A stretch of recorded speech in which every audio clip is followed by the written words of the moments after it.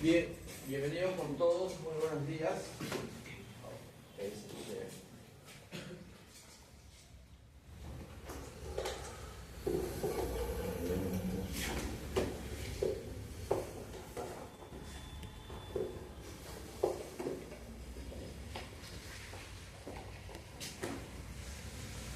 Entonces, les doy la bienvenida.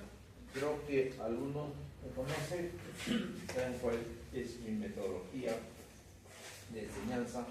Yo soy un poco más conservador, lejano a la metodología actual, de la virtualidad, porque ustedes todavía son el rezago de la virtualidad. El día domingo han dado examen para hacer el último grupo, creo yo, que hizo semiología, hizo medicina 1 y 2 en la virtualidad. Y lamentablemente un desastre, ¿no? Un desastre. Muy pocos han podido conseguir una plaza para hacer salud. La primera opción es una plaza remunerada, la segunda es no remunerada y la tercera es no hacer nada.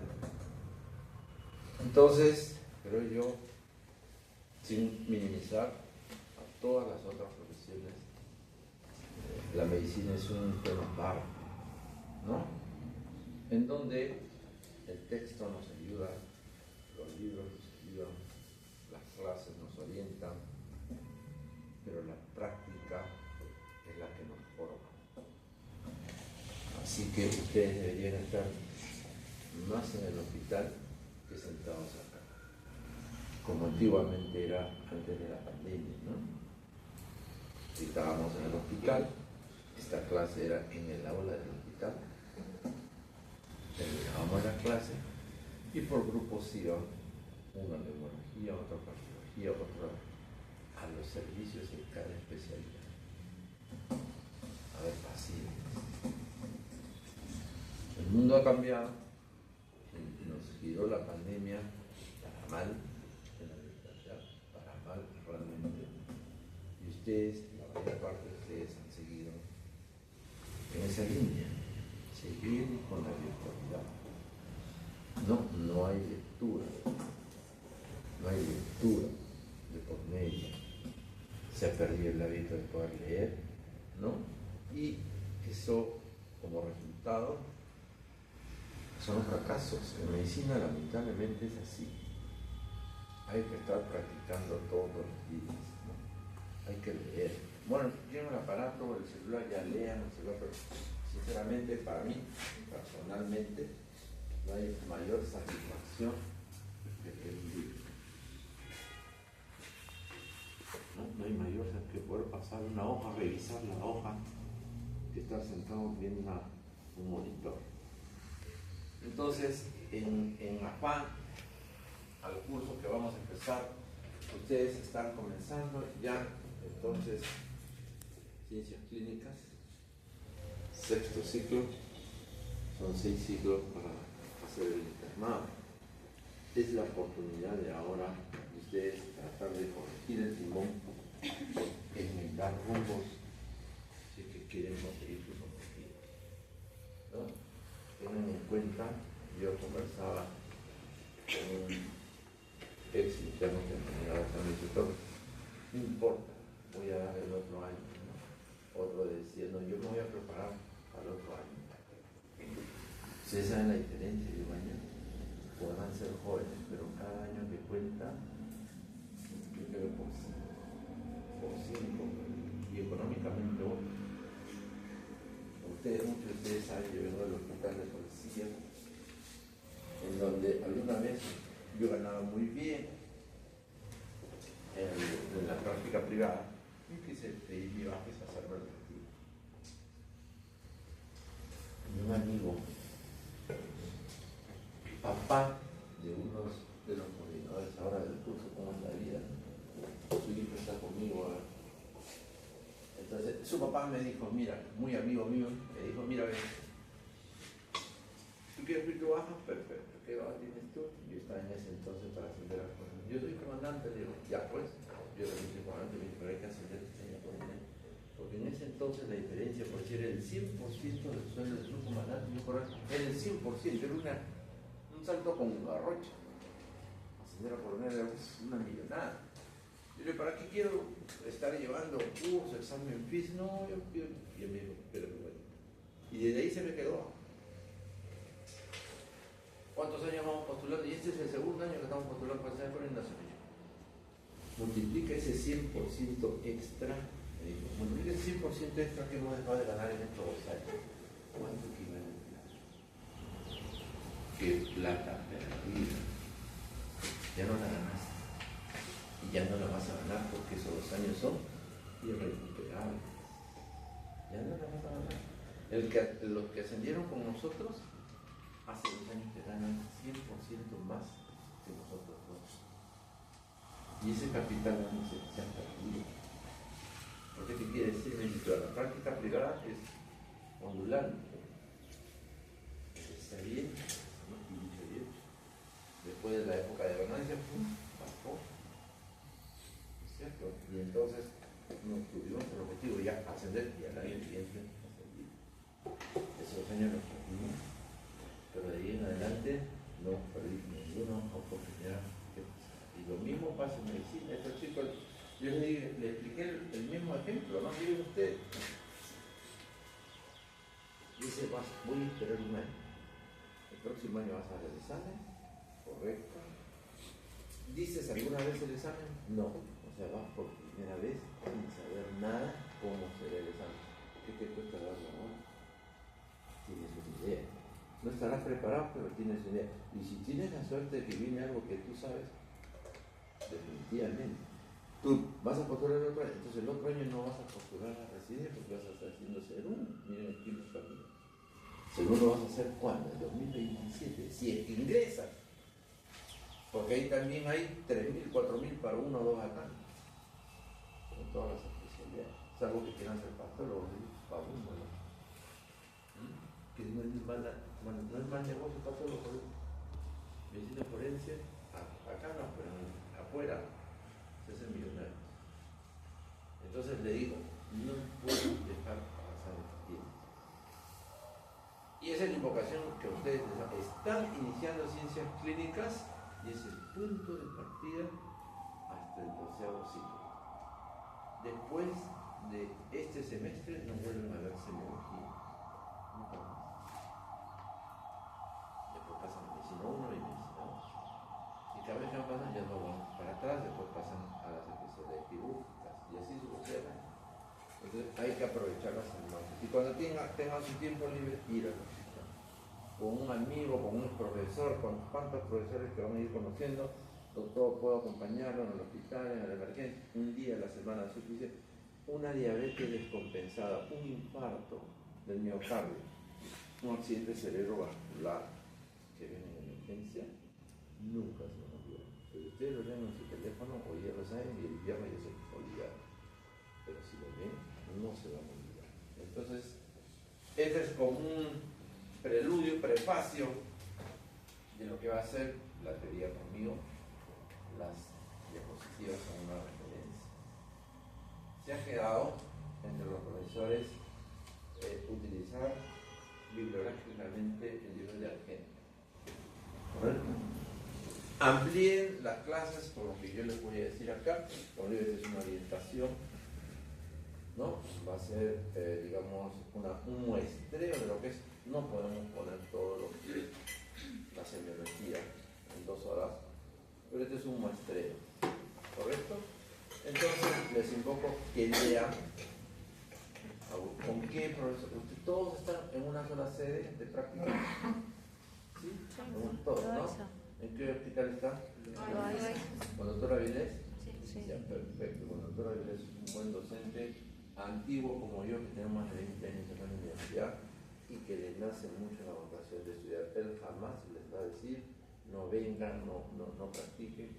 Pueden tener en él un gran profesor que nos va a visitar bastante. ¿Correcto? Más bien, Ariana, sí, te voy a invocar Él es muy buena persona, excelente profesor de práctica. Hay un defecto, ¿no? Nada es perfecto. Se demora mucho en las notas, hay que estar corrigiendo porque después, para subir las notas, se demora un poquito. ¿Ya? No le digas eso, solamente trata de cuando tenga que reducir las notas, siempre conversar con él. Entonces, ya ustedes saben cómo es el curso por capítulos. Ya ustedes saben, 2 capítulos jalados, chao curso. Definitivamente, 30% de inasistencia por rotación. Es decir, si hacemos semiología general hoy, ¿cuánto es el 30% de 2 semanas? Con 1 o 2 partes está desaprobado. El 30% por rotación, ya no es todo el curso. 30% de inasistencia por rotación es el LDI. Así que tomen sus precauciones para evitar problemas, ¿no? Algo más. De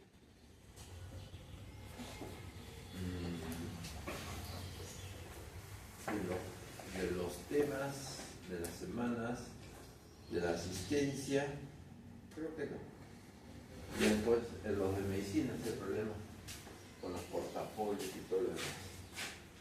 Entonces, empecemos.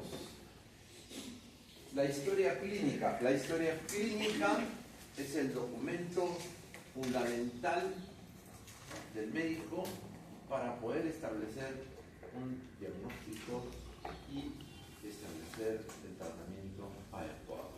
Es un documento médico-legal que no podemos poner al alcance de todos. Nosotros somos los responsables de la información que está en la historia clínica.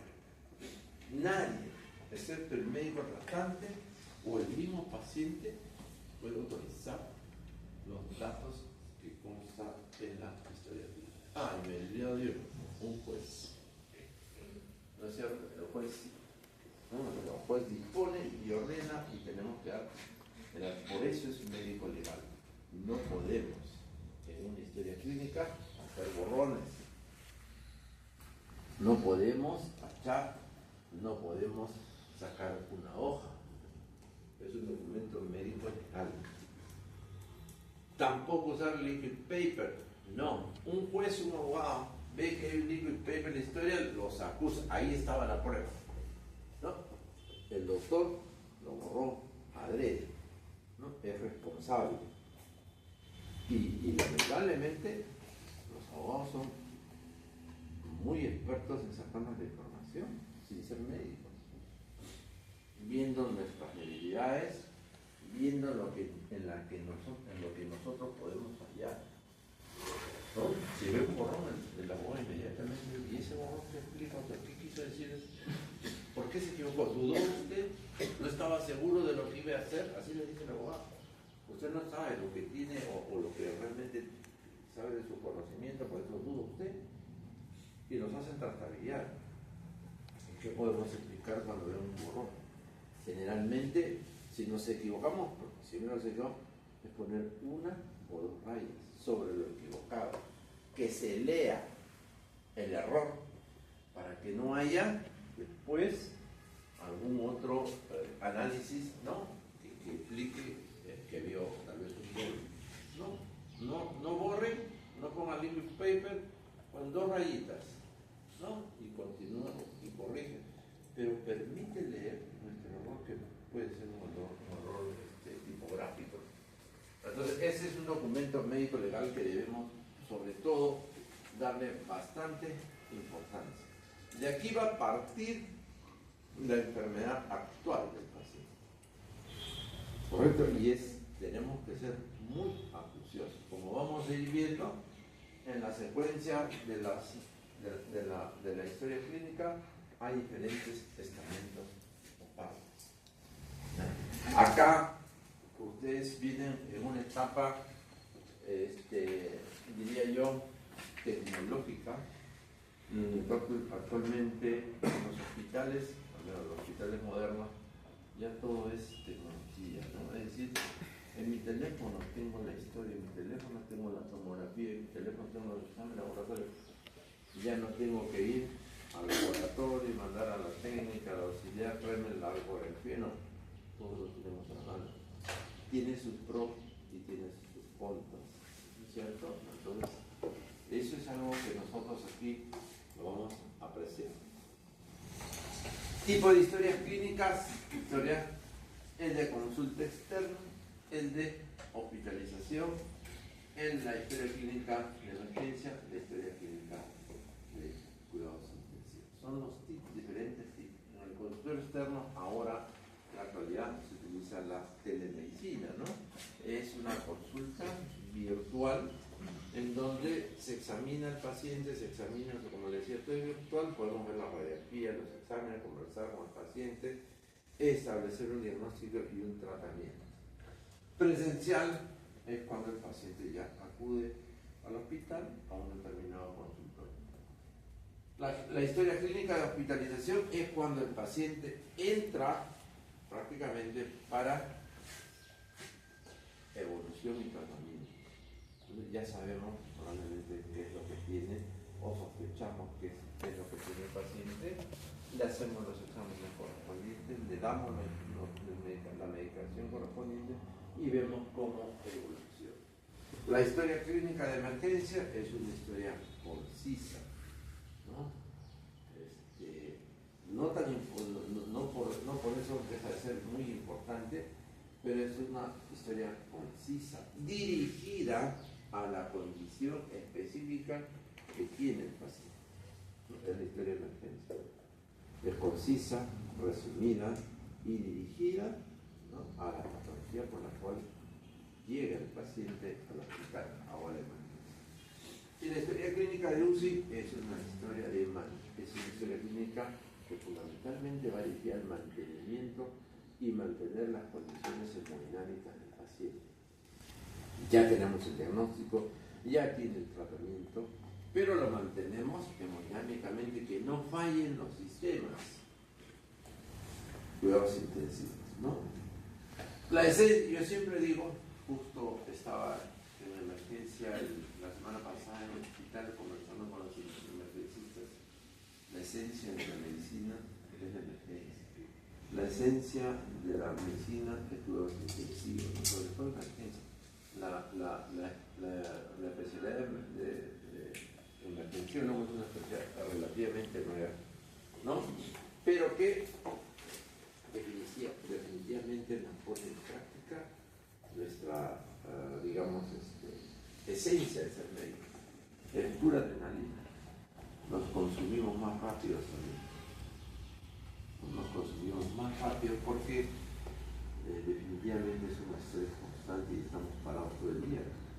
Entonces, estos son los tipos de historia clínica de acuerdo al servicio.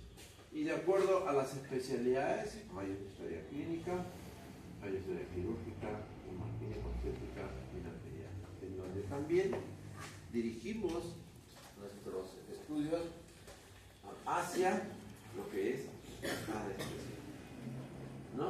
Obviamos en lo pediátrico lo que es datos ginecológicos, lo que es datos quirúrgicos, y viceversa en la clínica, la única historia que prácticamente puede abarcar casi todas las especialidades es la historia clínica de medicina interna. La historia clínica de medicina interna sí conlleva prácticamente todo. Y esto es lo que yo les decía. En mi época de interno, así era. ¿No? Así era el archivo de historia clínica. Y esta es la época actual.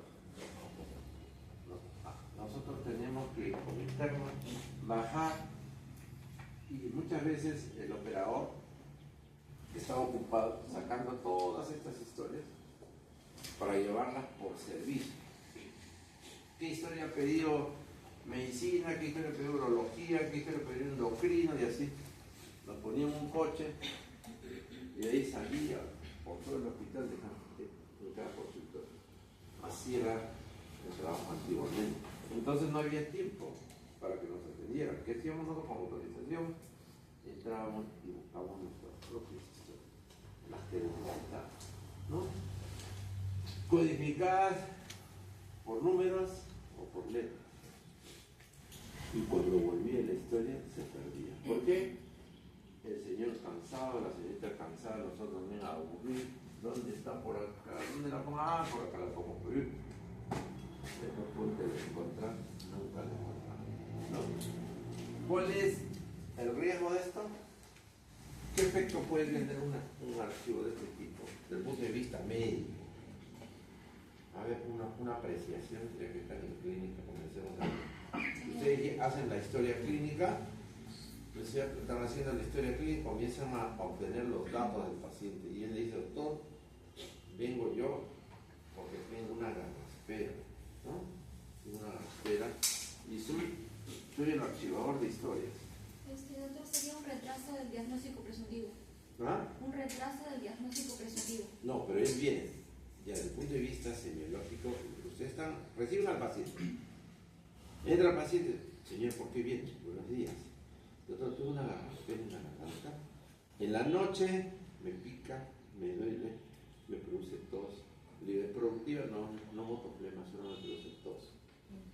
¿A qué se dedica usted, señor? Doctor, vamos a por mí. Yo trabajo ahí en el archivo de historia clínica. ¿Qué piensa? Contaminación. La acumulación de polvo como alérgeno, doctor. Así es cierto. Esto, la polución de papeles. Acá hay ácaros. ¿Ah? Y el polvo, el papel y los ácaros sobre un paciente atópico. ¿Qué significa atópico? ¿Ah? Sí, siento. ¿Qué significa atópico? Alérgico. ¿No? Inmunológicamente el paciente alérgico, ¿no? Establece una reacción inflamatoria, ¿no? Esto de acá. Es importante que ustedes sepan la ocupación, como vamos a ver más adelante, ¿no? Estos datos, porque como les decía, son evidentes. Esto ha evolucionado a lo de acá, en donde tenemos ya la informática. ¿Cuál es el problema de este tipo de historia clínica? A ver, ¿qué opinan? ¿Cuál es el problema de ese tipo de historia clínica? La de acá. El descanso visual. Bueno, puede ser que no hay internet, es muy bueno, sí. Otra, con respecto a los datos de la historia clínica,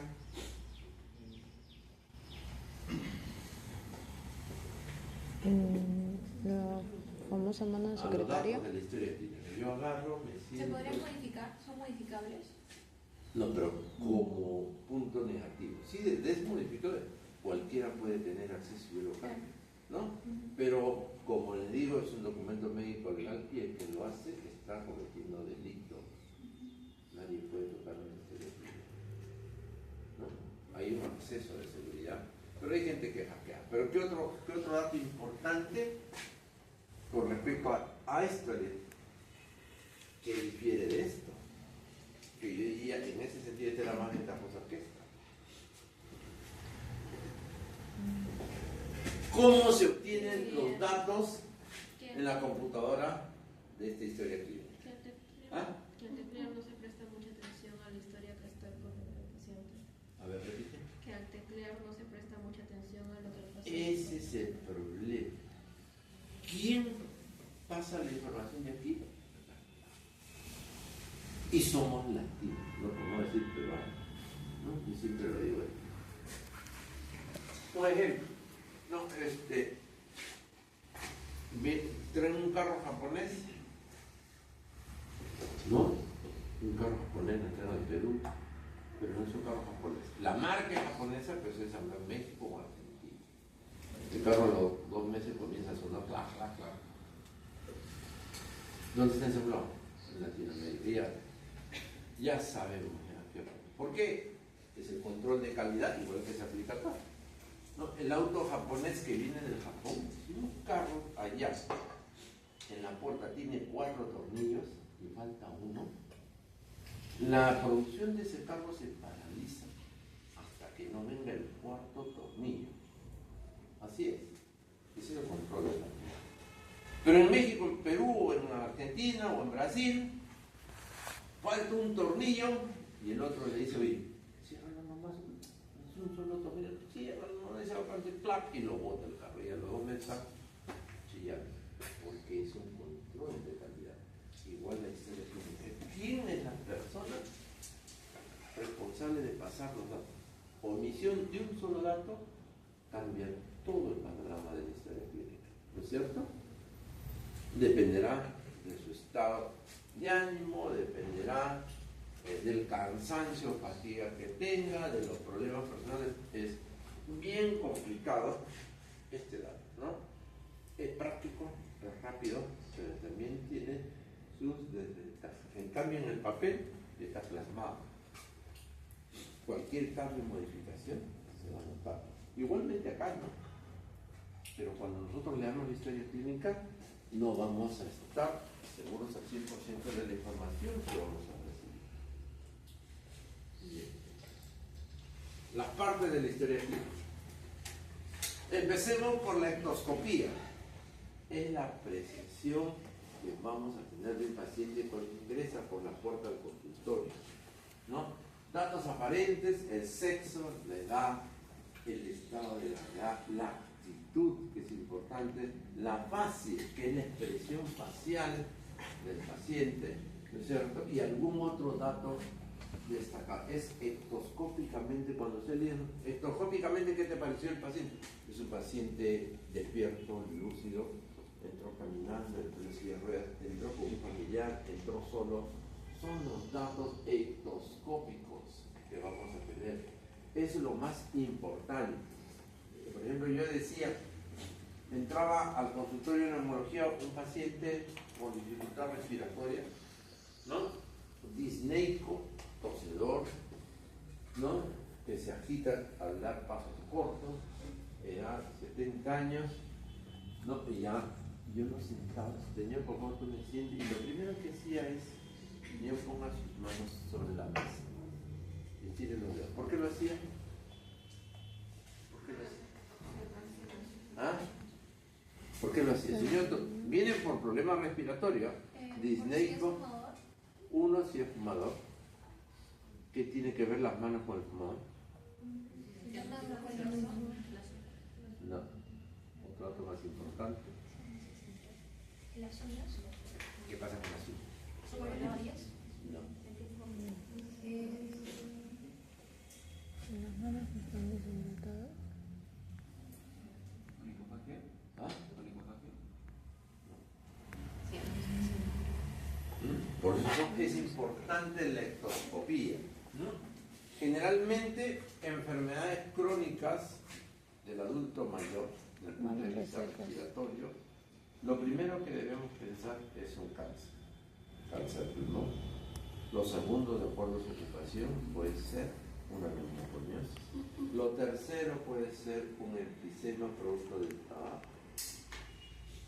¿no es cierto? Y así sucesivamente.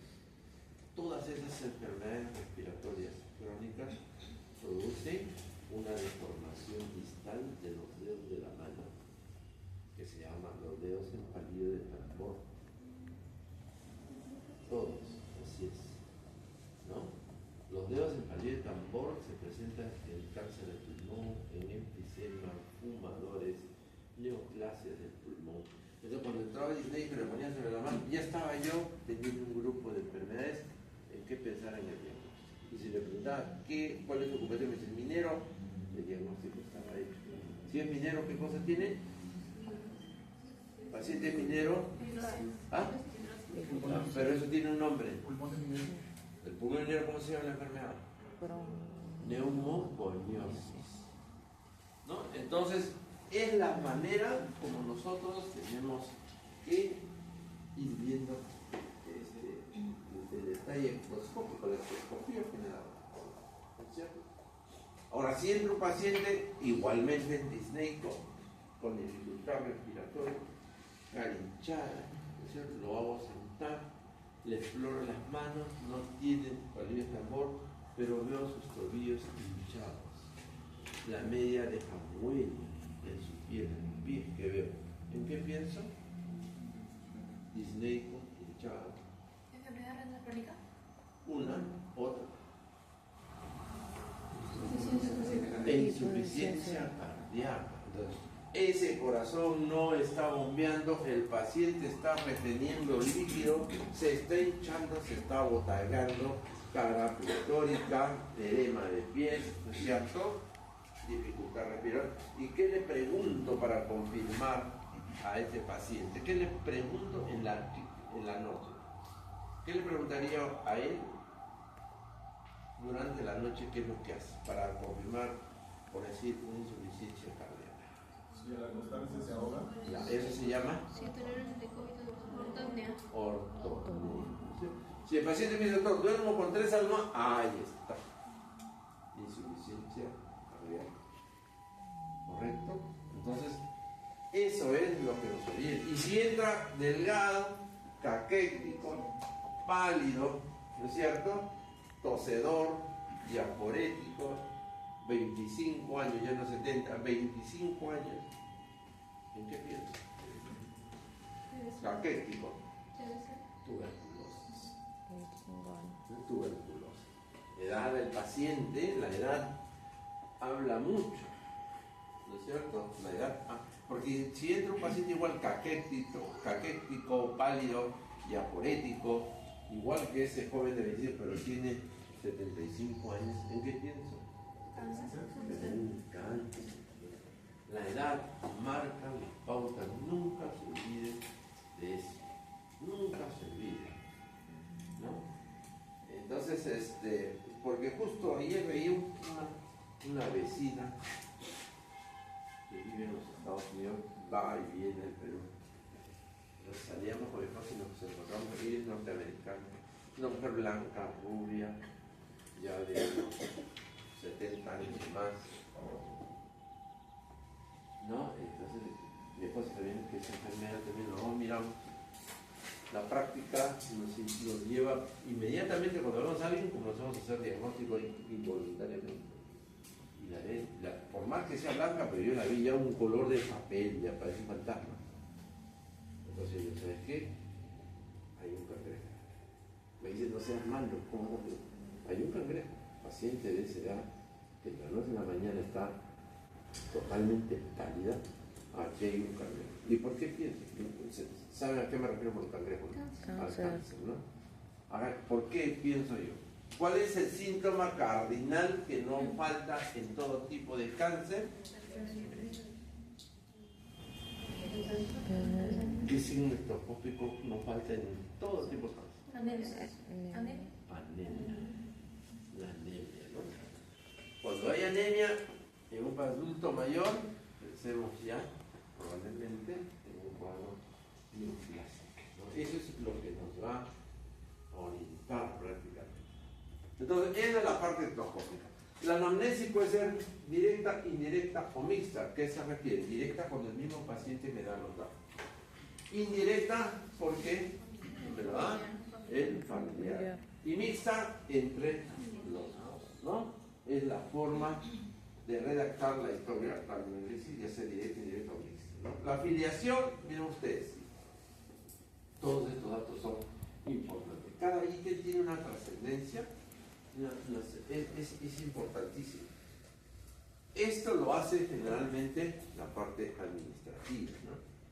Pero es algo que debemos tener siempre presente, ¿no? El nombre, ¿qué importancia tiene el nombre del paciente? ¿Qué importancia tiene el nombre del paciente? ¿Nos puede dar una idea de dónde viene el apellido? Indudablemente, ¿no? Indudablemente. ¿Cuál es la herencia que tiene desde el punto de vista de su apellido? Nos da una orientación regional, internacional, ¿no es cierto? Si es de la zona andina del país, si es de la zona amazónica del país, si es de fuera del país. ¿Y qué importancia implica eso? Que saber de dónde procede o de dónde viene su descendencia. ¿Qué importancia tiene? Epidemiología. Epidemiología. Epidemiología. La pero y si le enfocamos algo más, Una enfermedad genética. las enfermedades propias de cada región, porque cada persona, dependiendo de dónde procede o de dónde tiene una descendencia, tiene ligada en parte o en todo algún tipo de costumbre o hábito, ¿no? Por ejemplo, el hábito alimenticio es diferente y nos permite saber, ¿no? La edad, definitivamente, enfermedades como les decía, que pueden tener los mismos síntomas, pero por la edad, ¿no es cierto? Son cosas totalmente diferentes.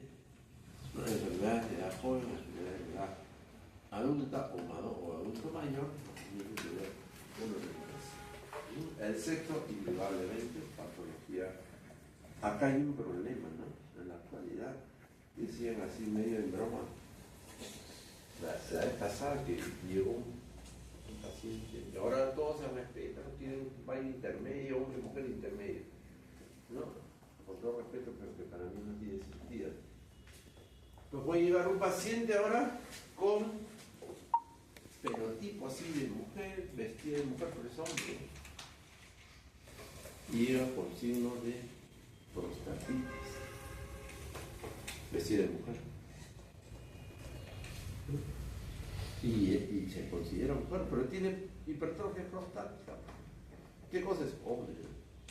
O no es así. Tenemos que identificar lo que realmente es. ¿Correcto? No, por más que venga disfrazado, esto prima sobre cualquier disposición. Por eso es la discusión, ¿no? De que la gente que no está conforme con sus procesos quiere que el DNI figure como tal, no puede ser posible. Si biológicamente es mujer, y biológicamente hombre es hombre. Porque eso determina un grupo de enfermedades totalmente específicas. ¿Correcto? Bien. ¿El estado civil? ¿Qué importancia el estado civil? Que sea soltero, casado, viudo, divorciado, ¿qué implica? En caso de emergencia, ¿Ah? ¿quién comunicar? ¿Perdón? En caso de emergencia, ¿quién comunicaría? ¿Algo más? Sí, podría ser. Desde el punto de vista clínico. ¿Ah? ETS, No te entiendo. enfermedad de transmisión sexual. ¿Por qué? ¿Por qué? O sea, un casado no puede tener una transmisión sexual. ¿Ah? Hay veces casados en que más enfermedad de transmisión sexual. Parece mentira. Sí, las cosas cambian. Las cosas en el casado se cree Pepe el Vivo, ¿no? Y después está sentado en el consultorio llorando, pidiendo perdón que no le dieron a su esposa. ¿Es así? Sí, pero hay que decirle porque si está en una enfermedad de transmisión sexual, de hecho, justo con el nombre transmisión sexual, ya con la mención. Entonces, el estado civil sí es importante, como lo dijo él, no solamente enfermedad de transmisión sexual, cualquier otra enfermedad, porque el soltero, sin llegar a la transmisión sexual, el soltero come donde quiere, cuando puede, ¿sí o no? Reduce sus costos o emplea sus costos para otra cosa, se siente en los sitios más insospechosos para comer, la cosa es llenarse, ¿sí o no? Ustedes no lo hacen. Yo de alumno, yo estudiaba en Villarreal, yo soy de Villarreal. Los primeros ciclos nos llevábamos ahí en el local de la avenida a Colmena, ahí en el centro de Lima. No teníamos plata. Y nos íbamos a almorzar y a la Plaza de Mayo, ahí en una carretilla. Así era eso. Todos hemos sido alumnos y todos hemos pasado. Pero ¿eso qué conlleva? ¿A qué riesgo de enfermedades infectocontagiosas, ¿no? Una shigelosis, una tifoidea, ¿no es cierto? En donde el contagio y la sangre, y hasta ahora sigue habiendo eso. Dejábamos mucho de lado la higiene de los utensilios y la preparación de los alimentos, ¿no? Entonces, eso implica el estado civil, ¿no? La ocupación, más claro que el agua, ¿no? ¿Cuál es el riesgo médico? Enfermedades aéreas. ¿Ah? El contagio de cualquier enfermedad. ¿Cuál es la principal enfermedad de las cuales los médicos se contagian al país? ¿No? Ahí somos primeros. Tuberculosis no en Perú. Nos estamos, miren ustedes las realidades, y eso es bueno que sepan los contextos, como dicen los analistas, geopolíticos de un país, ¿no? Bolivia está en el desastre. No tiene comida, no tiene combustible, ¿no es cierto? Es un caos total, ¿no? Y nosotros estamos floreciendo. Somos un país económicamente estable, estamos comprando aviones, hemos inaugurado nuestro puerto, el más grande de Sudamérica, hemos inaugurado nuestro aeropuerto, también es un futuro aeropuerto el más grande de Sudamérica, pero estamos a la par con Bolivia en tuberculosis multidrogo resistente. Eso nos quita la careta y nos pone en nuestra realidad. Somos un país del tercer o cuarto mundo, porque ni en África estamos tan mal en tuberculosis. ¿No? Eso nos quita la careta. Cualquiera que no, es un país emergente. ¿Cuál emergente? Sí. Tenemos para regalar tuberculosis, y sobre todo la multidromo resistente. Bolivia, Perú, Brasil, incluso Brasil por la extensión de su territorio, ¿no? Pero Bolivia y Perú. Bolivia está tanto requita que los bolivianos están nosotros no nos miramos nuestra cara. ¿Cómo estamos? Y la tuberculosis es una manifestación de pobreza. La enfermedad es socioeconómica neta. Si tenemos tuberculosis es porque no sabemos comer o no comemos. Así de simple. Así de simple. ¿Por qué Chile no lo tiene? ¿Por qué Argentina no lo tiene? ¿Por qué Uruguay no lo tiene? ¿De dónde viene? ¿Por qué creen ustedes que no tienen contacterio como nosotros? ¿Por qué? Mejor nivel socioeconómico. ¿Ah? Mejor nivel socioeconómico. Otra razón. Por el tipo de alimentación. El tipo de alimentación.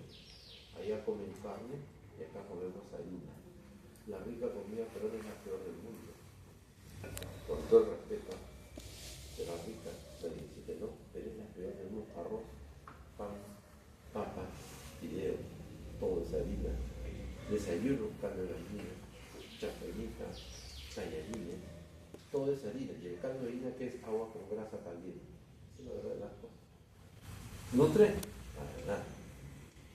¿Que tiene sabor? Sí, pero echen limoncito, así, rico, ¿no? Pero nutre, nada. Si ustedes se comen un huevo duro y una taza de leche, es mucho más nutritivo que un caldo de gallina. Pero la diferencia es que el caldo de gallina llena, el otro no llena, ¿no? Y eso es algo que debemos cambiar de hábito. Ya no nosotros, yo ni hablar. Yo sigo con mi mismo ritmo, pollo a la brasa, otro día. ¿Qué voy a hacer? ¿Qué me espera? ¿Qué me espera? ¿20 años más? No, ya yo estoy pedido. Es la verdad, es la verdad. Déjenme disfrutar lo que me queda. Pero ustedes todavía tienen techo. Sus hijos todavía tienen mucho más techo y a sus hijos hay que acostumbrarlos a una dieta saludable. Quitémonos el arroz, es el principal efecto condicionante para mí de diabetes. Quitémonos el arroz.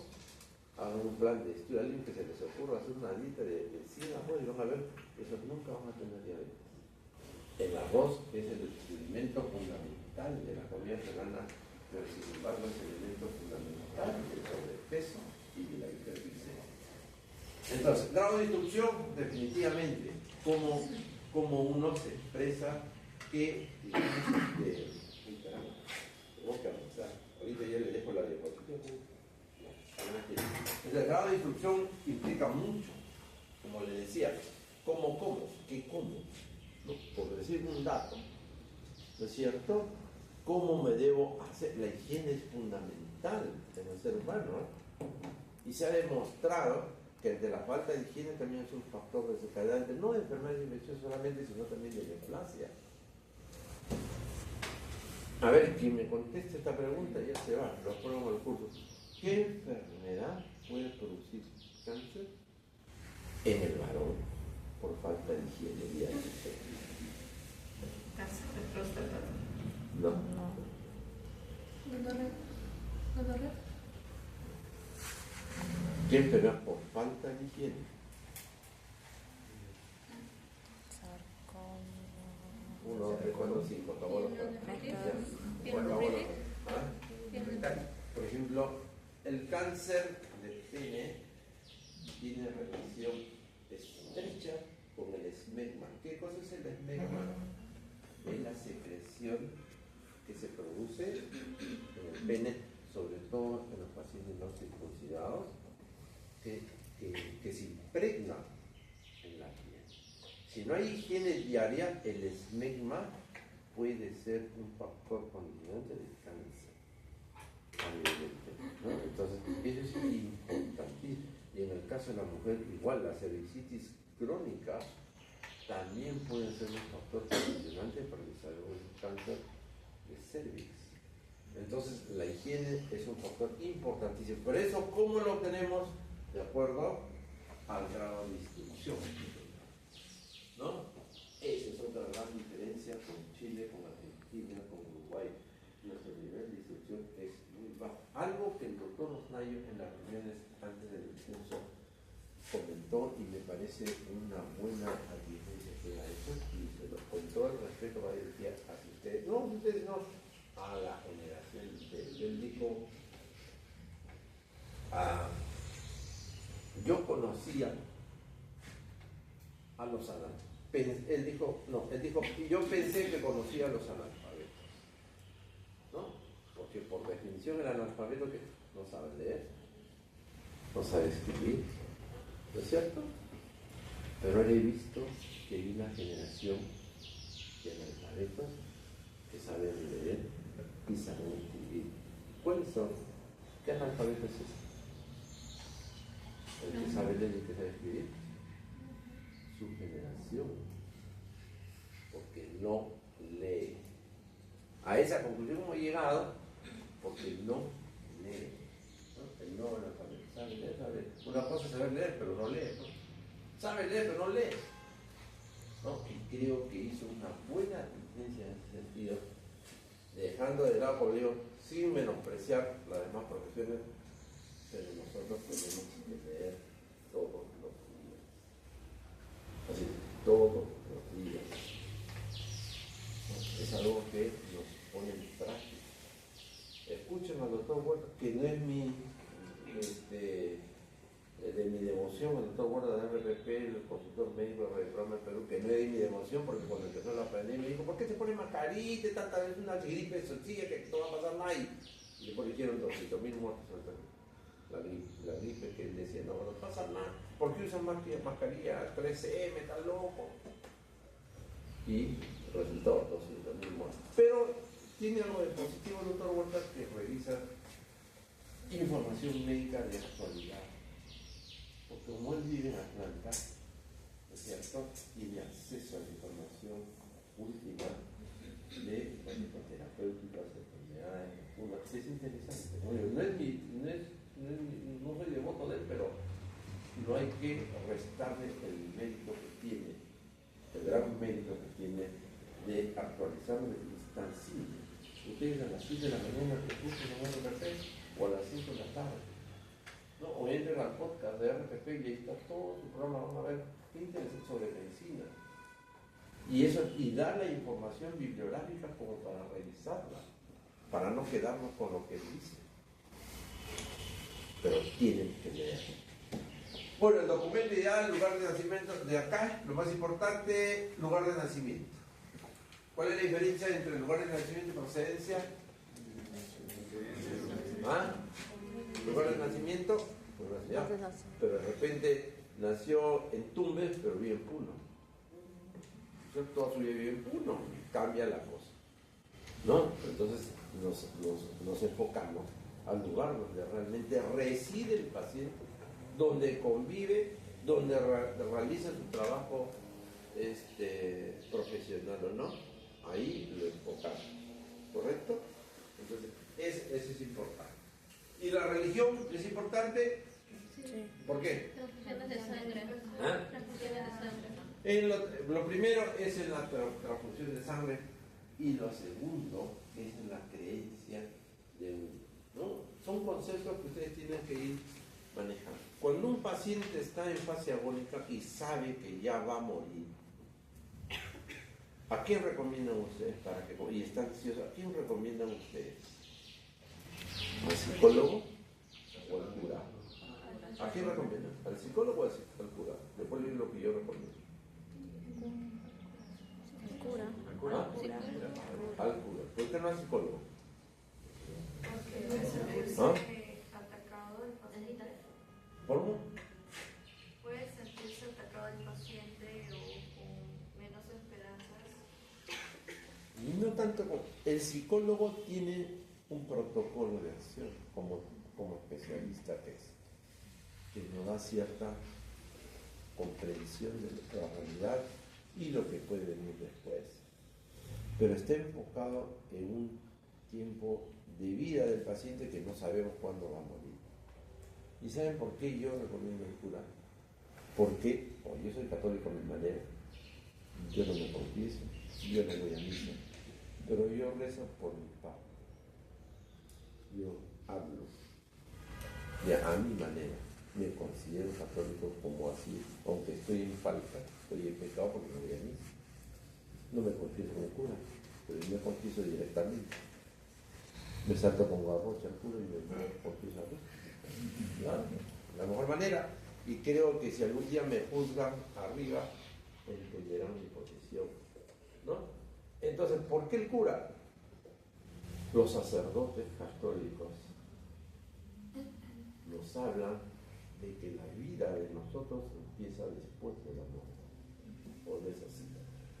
Cuando nosotros estemos recién ahí, es la verdadera vida. Entonces el sacerdote nos da una esperanza de que mañana más tarde, si bien es cierto que nosotros vamos a partir primero, nos da la esperanza que nos vamos a volver a encontrar. Después los demás me van a seguir. Y esa esperanza de vida es lo que al paciente lo estimula. Le da una esperanza de que acá no termina todo como cuando la cucaracha la aplastas y ya se quedó. No, acá tenemos esperanza, ¿no? De fe sobre todo. Y eso es importante. Tengan siempre fe. No sé si ustedes musulmanes, no sé, la religión que tengan, crean en lo que ustedes piensan y crean. Fe sobre todo. Y las cosas se les va a abrir en el mundo. Entonces ahí es importante, ¿no?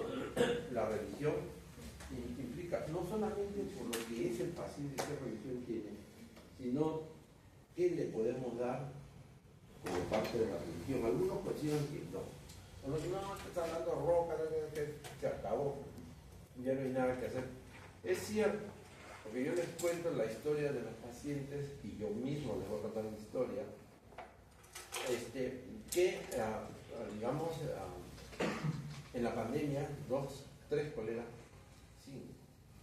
3 muertos de promoción, 3 muertos, y 2 que pasaron la pandemia. Pero esos 2, ¿ellos qué refieren? Uno de ellos, por ejemplo, cirujano. Yo llegué con dificultad respiratoria al hospital, había tanta cantidad en el Almenara porque es cirujano del Seguro Social. Entró a la emergencia y no había cama y le pusieron una carpa que estaba en el patio del hospital. Ahí llegó otra compañera que es gerente del seguro, también de la promoción, amigos todos. Dice que los vi a todos conversando, pero me faltaba el aire y me sedaron. Entonces desperté al 17, seguí en la carpa, todo muy bien. Y de repente me dio un acceso. Ahora estaba el equipo de visita en otro paciente, pero me dio un acceso de tos. Tosía y no me paraba. Y me mareé, me faltó el aire y no me acuerdo más. Cuando despierta, estaba en el 4º piso, ya no estaba en la carpa, habían otros pacientes alrededor, ¿no? Y había una enfermera que le estaba poniendo el dedo. Se desconectó, se desorientó porque estaba en otro ambiente, ya no estaba en la carpa. Quiso pararse, no pudo, la enfermera lo tuvo que retener, no podía mover las piernas. No podía mover las piernas Y al tratar de incorporar se mareó, le echó la enfermera, le dijo que esté descansado, no se preocupe, ya va a estar bien. ¿Y qué había pasado? Cuando él se marea y pierde el conocimiento, estando en la carpa, entró en insuficiencia respiratoria, ¿no? Y lo tuvieron que intubar, un poco similar. Y cuando despierta en el cuarto piso del hospital, despertó y para él había sido un parpadeo, ¿no? Se durmió y después despertó. Pues prácticamente ha sido rápido, él se duerme y después despierta, ¿no? Había pasado 35 días y para él fue un parpadeo de ojos. No se acuerda de nada, no soñó nada, ¿no? Como dicen, nos bajan el telón o nos apagan la luz, nada. Si esa es la muerte, no hay esperanza de nada. Por eso hay que tener fe, ¿no? Porque la Biblia dice, él no se acuerda de nada.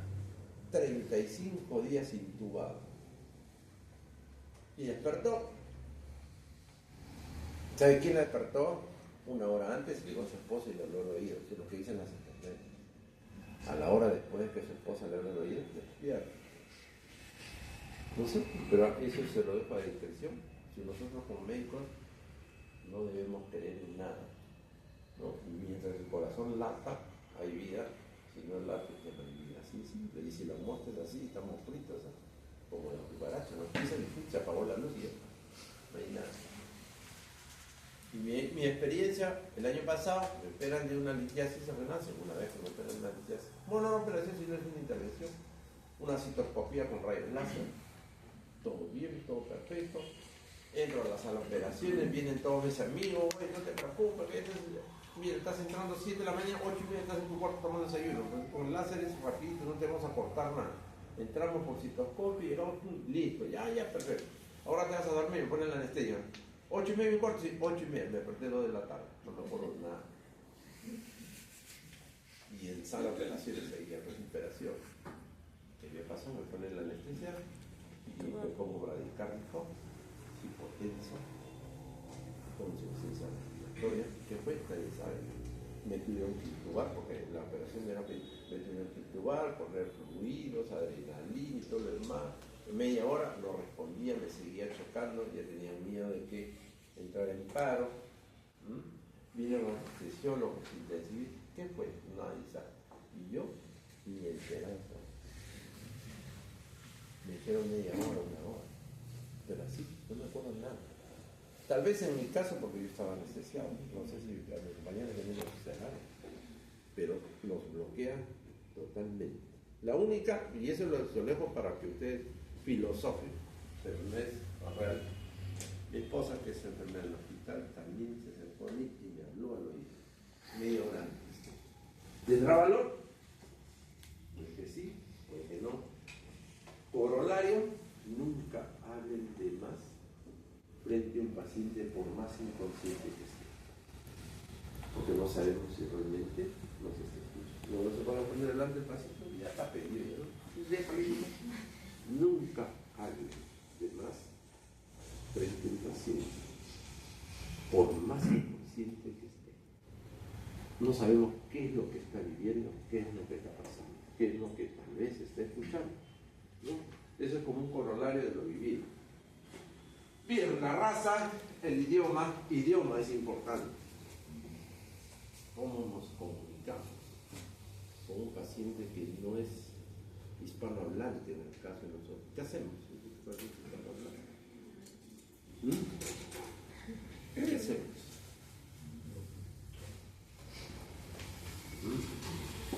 Y no hablemos de francés, quechua, o que van a hacer ser un quechua. ¿Cómo se comunica un paciente con quechua? Un traductor, un ayudante de la comunidad. Puede haber un traductor, indudablemente, porque no hay otra manera, ¿no? El curaca del pueblo, ¿no? La autoridad del pueblo tienen que buscar las formas de comunicarse. Lo más común es en los ojos, ¿no? ¿Me entiende? Un parpadeo. No me entiende, 2 parpadeos. Es la manera más sencilla muchas veces de saber, primero, que nos entienda. ¿no? ¿Qué cosa estamos tratando de comunicar, ¿no? Es importante el idioma en ese sentido. Y muchas veces llega un paciente, no sabemos qué cosa es, de dónde procede y comienza a hablar en francés, en quechua, y nos orienta también cuál es su procedencia, ¿no? La persona responsable es importante la persona responsable. ¿Qué es lo que pasa del hospital de policía? Y que ahora ha bajado bastante, ¿no? Muchos dicen, ah, pero es una porquería, ¿no? Yo sinceramente yo no me puedo quejar del hospital de policía. Porque es una institución que brinda un seguro al 100% al policía, al esposo del policía, a los hijos hasta los 28 años si es que estudian, a los abuelos. Ningún seguro del mundo da tanto seguridad al 100% a toda la Mancha. A toda la Mancha. Incluyendo los padres. Imagínense ustedes. Si hay 1.600 o 3.000 policías, multipliquen solamente por 2 o por 3, ¿cuántos son? Con derecho a alguna gratuidad al 100%. Y después se quejan del hospital, pero que no, porque hay gente que va y se queja, no me pueden poner mi ampolla. ¿Qué cosa es la ampolla? Diclofenaco. ¿Cuánto pueden diclofenaco al frente? Un solo. Pero va al hospital a hacer su cola por un diclofenaco. Y no paga un solo sol al Estado. No es justo, ¿no? Cuando yo estuve director propuse, así de simple, quitar a los padres, uno, y que cada uno aportara 5 soles. Cada policía aportara 5 soles. A los 6 meses me están queriendo cobrar del juez, el ministro, salvaje, estás en contra del gobierno. Pero si queremos mantener la institución a flote, tenemos que aportar, aunque son 5 soles al mes. ¿Qué son? Un policía, ¿qué será? ¿Una caja de cerveza completa? No es así.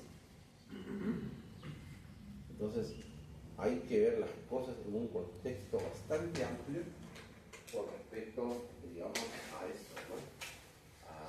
A la persona aquí. ¿Por qué les digo la persona responsable? Como tiene derecho el papá, viene el familiar, paciente anciano, postrado, con demencia senil, con escaras, ¿no? Lo deja. ¿Listo? Él viene, señor, usted sí, yo soy el hijo. Señor, ¿cómo ha sido la enfermedad? Señor, listo, entonces, ¿sabe qué, señor? No hay esta medicina y la va a comprar porque esto no hay. Y después no se preocupe porque el seguro se lo devuelve. No es que lo compre y lo pierda, no. Usted va a la oficina allá al patio principal, presenta su receta y se lo van a devolver. Ya, le dan la receta y chau. Nunca más vuelve. Nunca más. Y ese es el gran porcentaje. Nunca más vuelve. Y el señor está ahí. No le puede dar real. Es un paciente senil, ¿no? Que está infectado con una escara. Tiene derecho a la gratuidad. ¿Y qué es lo que sucede? La emergencia se llena de pacientes seniles. Parece un hospital geriátrico. ¿Y qué pasa cuando viene un policía que es atentado con herida de bala? No, está tirado en la cama, claro, si no hay cama. Está lleno de viejitos. Porque el familiar viene y lo deja. Y chao. Nos vemos, tiene derecho. No lo van a votar. ¿No es cierto? Entonces, eso sí, por eso es importante la persona responsable. Buscarla, llamarla, ubicarla. Señor, el paciente está acá y está estable, se lo puede llevar. Porque si no, nada. Por eso yo decía yo, ¿no? Tal vez darle una responsabilidad a la familia. No, el del padre tiene derecho a la atención, perfecto, pero no a la gratuidad. Porque el Estado gasta una millonada de plata. No, a veces es un poco duro, pero es la realidad para que el seguro pueda alcanzar a todos, para todos en general. Como les digo, es el único seguro en el Perú y creo que en el mundo que da esa. La Fuerza Aérea, el Ejército y la Marina solo tienen gratuidad el efectivo, el marino, el soldado, el aviador. La familia tiene derecho a la atención, pero no gratuidad. Para su medicina, para su hospitalización. Y creo que sería lo más justo. Y sobre todo porque la policía es mayor cantidad de población, 3 veces más que la Marina, el Ejército. Bien, entonces es importante la persona responsable, ¿no? El tipo de seguro, teléfono, correo, estos son datos ya complementarios, ¿no? Complementarios de la historia clínica, porque esta es una historia completa, por decirlo así, pero lo que nosotros hacemos muchas veces es una historia resumida que le enfocamos desde un punto de vista. Bueno, hay veces la premura, por eso nos dicen a nosotros, no, qué feo escribimos, ¿no? Primero de la clase, tratamos de escribir rápido y hacemos un garabato y nos acostumbramos al garabato. Llegamos a México y viene la historia clínica y igual otro garabato. Pero no se acostumbren, como un consejo que yo les doy, a tener modelos. Háganlo en el inicio, desde la época inicial, háganlo ustedes. Ustedes mismos pongan ahí ectoscopía, filiación, acostúmbrense a memorizar esto. Pero hay, digamos, historias más concisas, ¿no? Pero acá tratamos de ver todos los datos importantes de la filiación para poder desarrollar el tema, ¿no? Miren ustedes algo más resumido. Decía tu filiación, nombre, edad, sexo, procedencia, raza, religión, profesión, pues realmente está así, más conciso, más práctico. Es algo elemental, pero ustedes lo tienen que tener en la cabeza. Si ustedes tienen el modelo, cuando no haya hoja y no hay modelo, están perdidos. Ahora que viene la filiación, están perdidos. No. Esto lo tienen que tener ustedes de memoria, ¿no? La enfermedad actual. El segundo capítulo es la enfermedad actual, ¿no? Primero el tiempo de enfermedad. Ahí detallamos desde cuándo está mal usted, señor. ¿Cuándo empezó su enfermedad? ¿Cómo empezó su enfermedad? ¿No es cierto? Y muchas veces el episodio actual. ¿Por qué viene? Que se dice que no se coloca, pero también se debe decir, ¿no? La enfermedad actual. Forma de inicio, brusco o insidioso. ¿Una enfermedad brusca cuál es? ¿Ejemplo? ¿Cáncer metastásico? No. ¿Enfermedad brusca? Cólico. ¿Un? Cólico gástrico. Podría ser, hay veces avisa algo más repentino. ¿Ah? El infarto, brusco, repentino, inaparente, ¿no? En eso hay que tener bastante cuidado. El infarto, yo les diría, no sé, como les repito, ¿no? La adrenalina y la esencia de la medicina está en emergencia. No hay nada que dar. Hay dos especialidades que, digamos, muestran la esencia de nuestra formación. Uno, el emergencista o el intensivista, y dos, el cirujano. El cirujano, con su destreza manual, salva vidas. Un sangrado, una hemorragia, una fractura, un traumatismo, el cirujano agarra, como el torero con sus dos banderillas y soluciona el problema, ¿no? E igual el emergencista. Le llega un infarto, le llega una diabetes compensada, una cetoacidosis, una pancreatitis aguda, un cólico renal. El emergencista es adrenalina pura. No los estoy orientando, pero es la esencia de nuestra formación, ¿no? Entonces, brusco, un infarto. Insidioso, forma insidiosa, aunque la diabetes, tanto como la hipertensión, son los enemigos silenciosos. No dan síntomas hasta que la cosa brota, ¿no? Nunca se olvida. Hipertensión no da síntomas, diabetes no da síntomas. Hasta que ya no da más, o bien la hipertensión termina con un infarto, con un ACV, o bien la diabetes termina en un coma, hiperglicemia. ¿No es cierto? Entonces, eso es muy diferente. Otra cosa insidiosa, el cólico, como dijo él, sí. El cólico, si bien es cierto, es brusco, comienza muchas veces, la mayor parte, con cierto malestar, ¿no? En mi caso, por ejemplo, la primera vez que me dio un cólico renal, era de madrugada, yo me acosté normal, sano, y a las 3 de la mañana me despertó un malestar acá en el hipocondrio medio raro. Decía, de repente son gases, fui al baño, no hice nada, regresé, caminé y me pasó. Y me dormí. A la hora, otra vez el malestar, un poco más fuerte, ¿no? Pero ya no era un malestar, es un dolor seco, sordo, muy distinto a cualquier dolor de estómago que podamos tener. Total, uno se da cuenta, no porque yo sea médico, sino creo que cualquier paciente se da cuenta que no es un dolor simple, es un vacío que yo sentí acá y de más intensidad.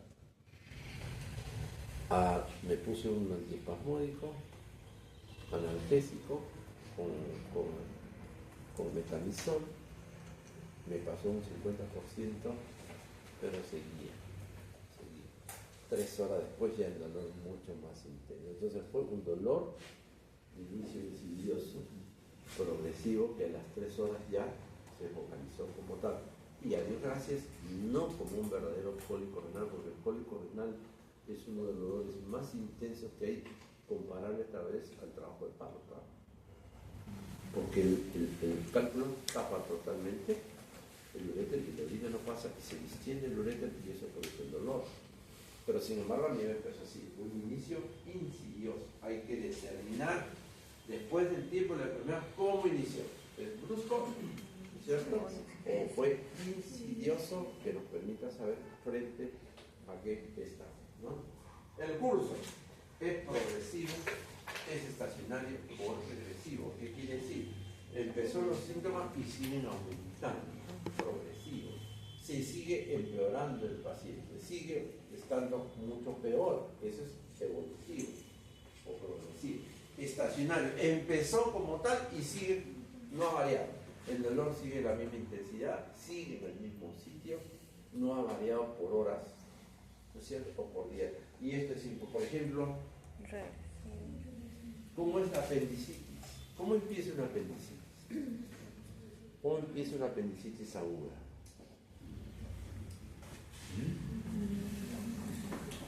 Dolor el hipocondrio derecho. Ese es lo clásico, pero lo normal, en la mayor parte de veces, el dolor de la apendicitis empieza en la boca del estómago. En el epigastrio, como si fuese una gastritis, como si fuese un cólico vesicular, como si fuese una pancreatitis, un dolor a cazón. No pancreatitis, porque la pancreatitis es un dolor mucho más intenso, pero es en la boca, en el epigastrio mayormente. Por eso cuando llega un paciente con un dolor abdominal que no calma con nada, lo tenemos que tener en observación, porque 3 horas después aproximadamente este dolor del epigastrio baja al hipocondrio, ¿cierto? Entonces es manera de nosotros poder observar cómo es de verdad, digamos, de carácter progresivo. Y ahí ya le asociamos otras cosas. ¿Qué otra cosa le acompaña una apendicitis aguda? Otro sí, aparte de los dolores un Murphy, McBurney, eso lo vamos a ver después. Pero aparte de McBurney, Murphy, no tanto. ¿Qué otro síntoma general por lo cual el paciente llega?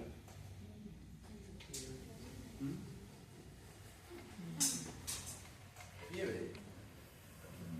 Tenemos que decir fiebre, o febrícula, malestar general, inapetencia, nauseoso, con vómito. ¿Hace posiciones? ¿Tiene diarrea? ¿Y la tiene con una apendicitis? ¿Ah? No. Porque la irritación del apéndice, ustedes saben que el apéndice es un órgano de rezago que es como un dedo de guante que está flotando en el peritoneo. Si esta apéndice está irritada, irrita el peritoneo. Y la irritación del peritoneo también lleva a estar en contacto con las asas intestinales. Por lo tanto, se produce un filio, que quiere decir el intestino deja de moverse y el paciente no defeca. Es una característica. ¿Usted ha defecado en las últimas? No. ¿Ayer defecó? No.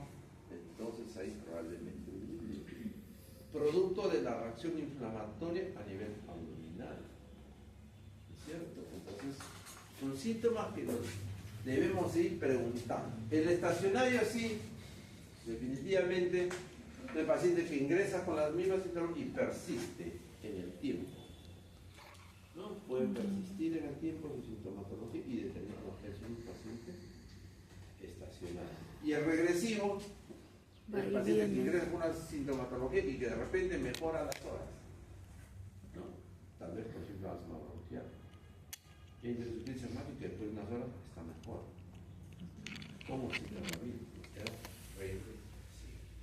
Entonces, en la enfermedad actual, ya es tiempo de enfermedad, forma de inicio y el curso de la enfermedad. Y después, signos y síntomas principales. Ahí es importantísimo. Tenemos que determinar qué es lo que lo lleva a la emergencia o a la consulta al paciente. Y de ahí, 3 síntomas, no más, los más importantes que ustedes crean, que han predominado la manifestación del paciente. ¿No? Si ha tenido dolor, si ha tenido vómito, si ha tenido mareos, ¿no? Ahí se enfoca, digamos, la principal manera de recalcar los síntomas del paciente, ¿no? Doctor, disculpe, para que el horario da paso de las 8:30. Ya, entonces acá se gracias. Disculpe, doctor, tuve un accidente, le decía la delegada. ¿Perdón? Tuve un accidente, le decía la delegada. ¿A quién? ¿Terminó? Sí, justo va a empezar la lista. ¿Tú eres alumna? Sí. Pasa nomás, no hay problema. Yo paso la lista. Yo no tengo ningún problema.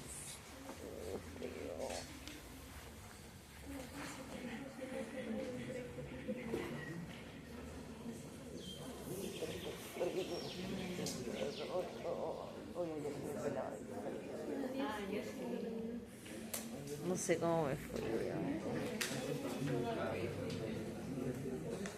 Acero, arámbulo, balbino, Bernechea, Oye, ahorita que estoy pensando, el paciente Cárdenas, que pudo haber tenido lo que era Goica, que vino con dolor del vejiga. Serpa, Siempre como una presión en el estómago. El último que Cervera, tuvimos, el señor Luis Saico. Chanco, Presente.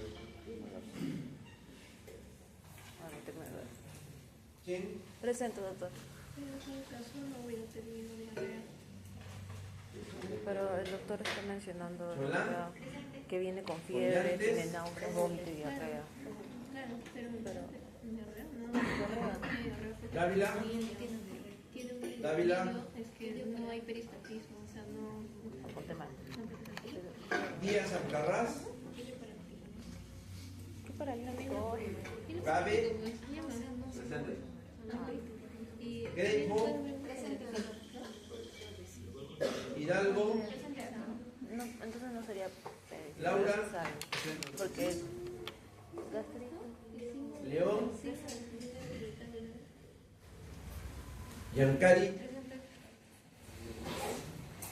López, ¿Cómo es posible que estás protegida? Lora, Madre. Mendoza, Molina, No estábamos, o sea, en ese tiempo no salían los nombres, Ñaña. pero teníamos los códigos. Noriega, Presente, doctor. Ortiz, Palacios, ¿Sabes qué puedes hacer? Te das Pareja. de baja con uno de ensayo.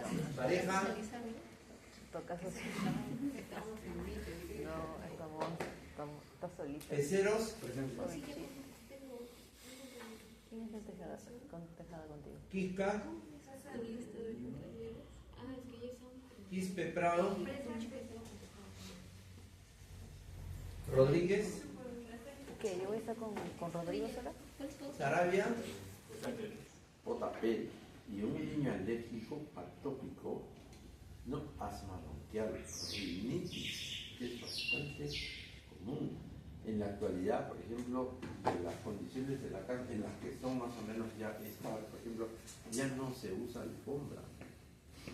La alfombra es el principal foco de ácaros, partículas, bichos, polvos, ¿no? Y con la humedad que hay en Lima, en la noche, en la tarde, lo que hay en la noche es un beso. se inhala, se respira, y en un paciente atópico desencadena por los alveolos. El material de construcción, ¿cuál es importante el material de construcción de una casa? ¿Es diferente drywall, madera, cemento? Por supuesto Sí. que sí. Y en la actualidad hay muchas de estas casas ahora que son Madera contenedores. polilla. La Estamos usando polilla. los contenedores de pequeños habitáculos, que eso es fierro, metal, que bota óxido normalmente, ¿no? Y que como el sol es un horno microondas permanente, ¿no? El número de habitaciones es importante, por supuesto, que un niño duerma con un adulto es totalmente diferente que el niño duerma solo, ¿no es cierto? Porque el niño, ¿cómo se contagia? De un adulto. ¿Y quién es el adulto que contagia a un niño? Su padre o su hermano. Esa es la cadena de transmisión siempre. El niño debe estar solo, aparte. No, para evitar eso. Por eso el número de habitación es importante. Los servicios por lo que cuenta ya definitivamente no discutible. Agua, desagüe, luz. En una casa sin luz hay bichos. Porque el bicho sale cuando no hay luz. Y el bicho sabe cuando hay seres humanos, porque el ser humano bota desperdicio. ¿Es cierto? Eso es importante. El aseo de la casa. ¿Qué pasa con nuestra amiga la cucaracha, por ejemplo?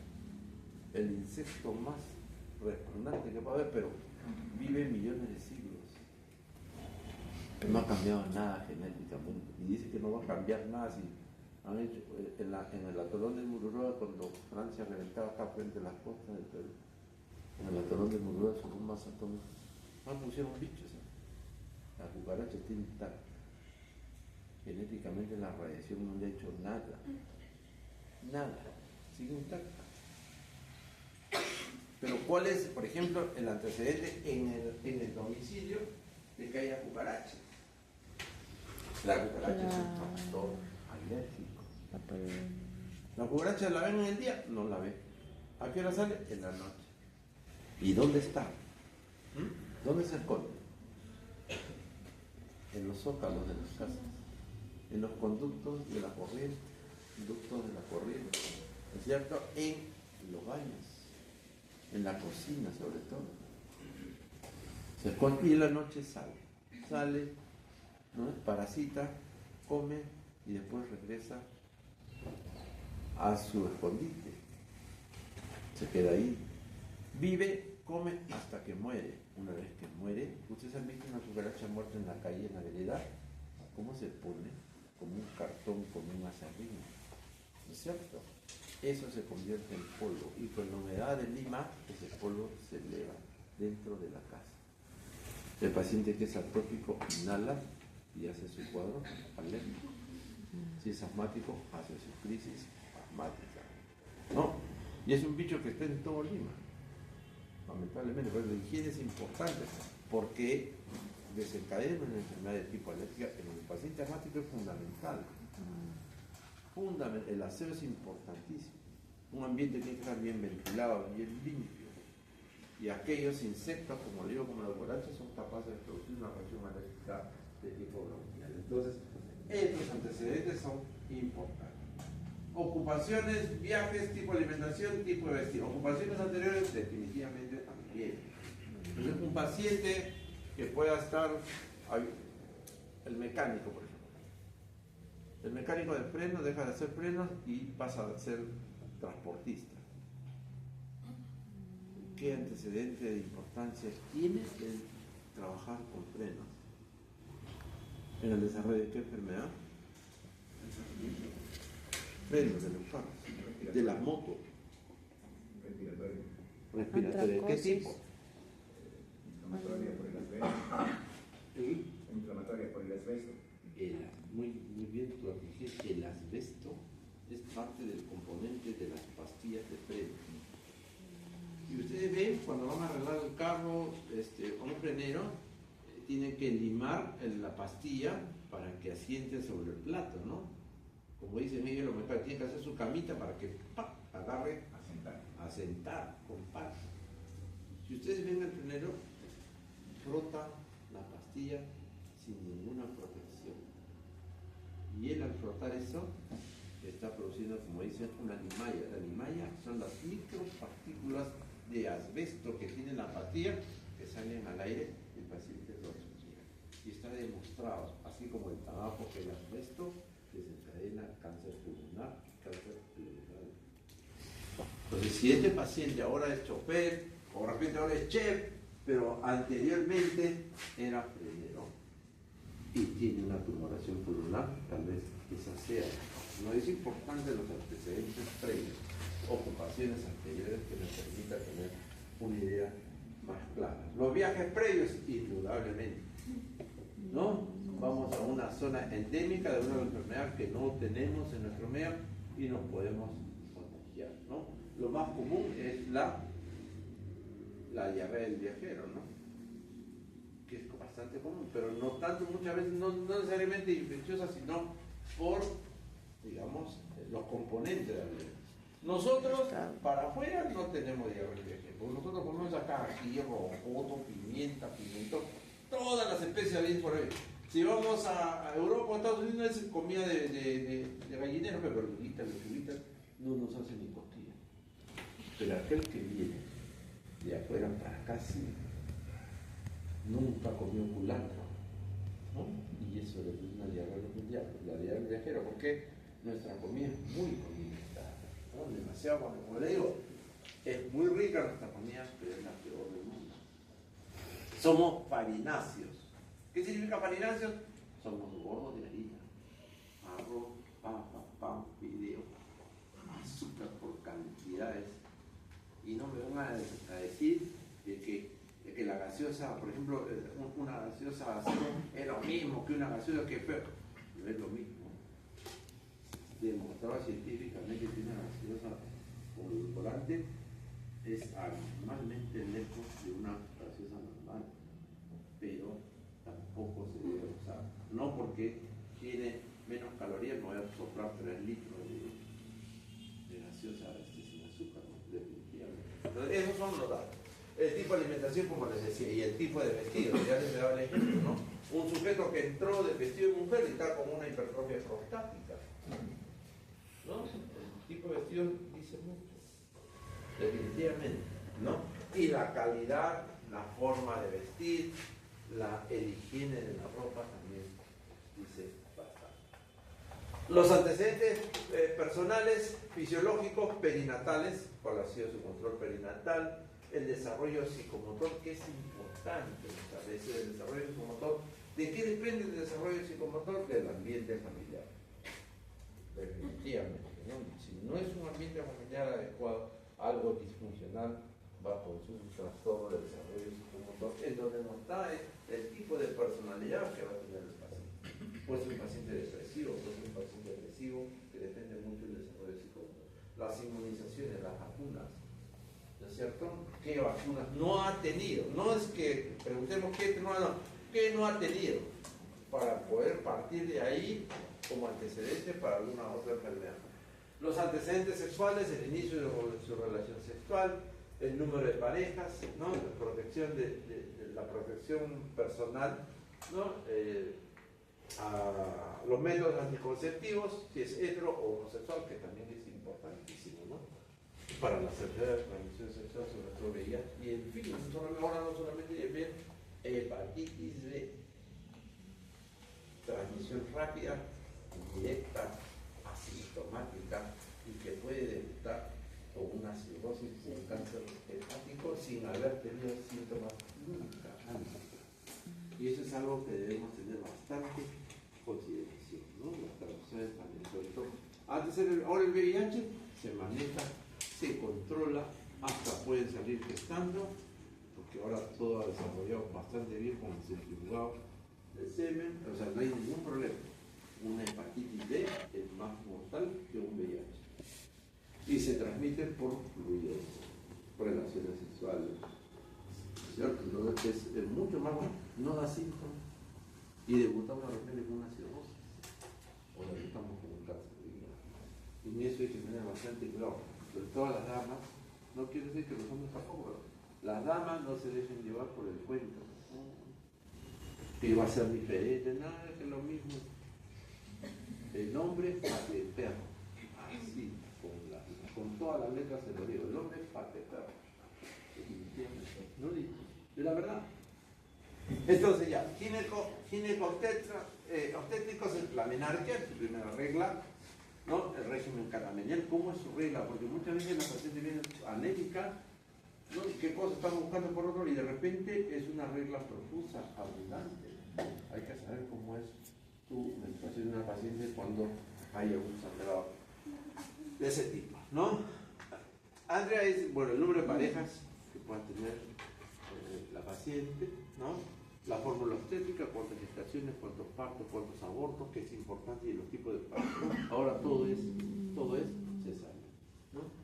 Raramente hay parto vaginal en la actualidad. ¿Es importante esto? El tipo de parto, que sea vaginal o que sea cesárea. Sí. ¿Y por qué? ¿Ah? ¿Por? ¿Qué contaminación? El canal. Por el canal del parto puede haber una contaminación, ¿no? en el parto vaginal, además que es dolorosísimo, ¿no? Doctor, también puede haber digamos, una desviación o una interpretación diferente en la expresión del dolor. ¿En qué sentido?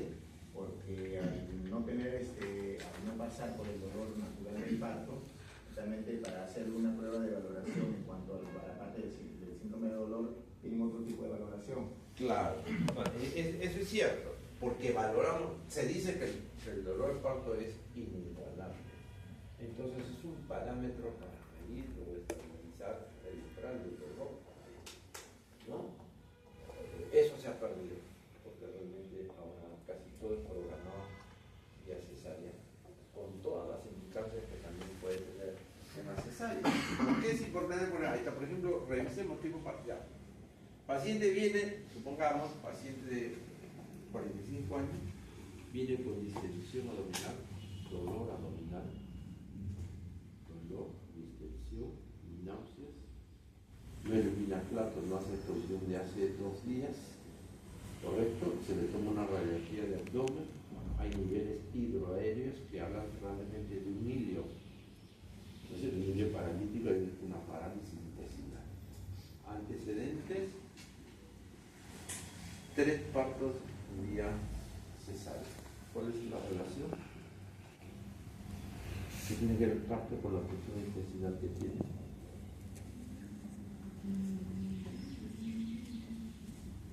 Eso puede ser que en la cesárea han podido dañar o han podido tocar algún tipo de recepción neurológica de la zona. Podría ser, pero no es lo común. ¿Cuál es lo más común? Paciente ha sido cesárea 3 veces y viene por un cuadro suboclusivo intestinal. ¿Contaminación? No. ¿Ah? ¿Qué digo? ¿Qué digo? La secuela de una cirugía muchas veces, porque al hacer una cesárea cortamos no solamente el útero, sino cortamos planos, piel, tejido celular subcutáneo, fascies, ¿no es cierto? Y separamos. Y después, para cerrar, suturamos. Al momento de suturar, se produce una cicatrización de todas las partes de la pared que hemos cortado. Y ahí se forman entre los intestinos las famosas bridas o adherencias. Las bridas o adherencias jalan al intestino, lo doblan, lo tuercen, ¿no? Lo imprimen y se produce un cuadro obstructivo. ¿Por qué? Por adherencias o bridas debido, ¿no es cierto?, a la cirugía. No solamente cesárea, cualquier otro tipo de cirugía abdominal puede producir bridas o adherencias intestinales que en el futuro nos pueden determinar un cuadro oclusivo o suboclusivo. Enfermedades patológicas, definitivamente, enfermedades infectocontagiosas, degenerativas, metabólicas, cirugía, transfusiones, alergias también, como antecedentes. No está de más decirlo, pues, si es alérgico, para que se un cuadro de urticaria severa, un puede haber crisis asmática, transfusiones, enfermedades también virales que nos pueden transfundir. Si aparecemos con una hepatitis B, una hepatitis C, un VIH, transfusiones, fluidos, ¿no es cierto? Cirugías previas a lo que ya estamos hablando justamente también, enfermedades autoinmunes que son generalmente también hereditarias, ¿no? La más común, por ejemplo, el lupus, hay una predisposición siempre de hacerlo en mujeres, sobre todo. Enfermedades metabólicas, diabetes mellitus, con las complicaciones, con pacientes que puedan tener trastorno de vista, pacientes que puedan tener insuficiencia renal, pacientes que puedan tener angina de pecho, infartos por diabetes como antecedentes metabólicos, ¿no? Enfermedades degenerativas, enfermedades infectocontagiosas, antecedentes, tuberculosis, por ejemplo. Y por ahí, les doy un caso, por ejemplo, tuberculosis, ¿no? Paciente de 26, 28 viene por tos, ¿no? Generalmente en las mañanas.